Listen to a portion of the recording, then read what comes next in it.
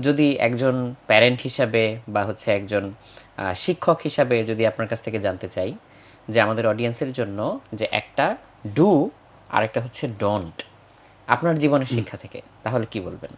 আচ্ছা, ডুটা হচ্ছে দয়া করে নেতিবাচকতা এড়িয়ে চলুন।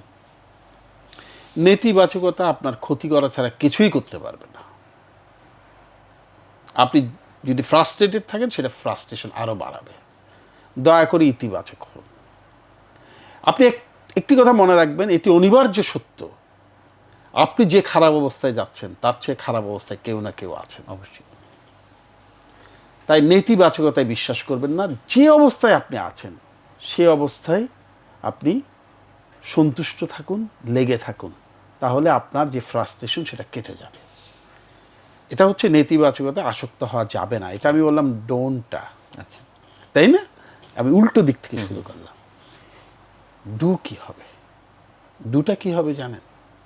সেটা হচ্ছে আর কিছু না করতে পারো, অন্তত পক্ষে মানুষের দিকে একটু মিষ্টি করে হাসুন। সেটাও কিন্তু অনেক বড় সোয়াবের কাজ। একজন মানুষকে একটু মিষ্টি করে হাসলেন। ডু হচ্ছে at least offer a sweet smile to other people. আর ডোন্ট হচ্ছে please don't believe in negativity.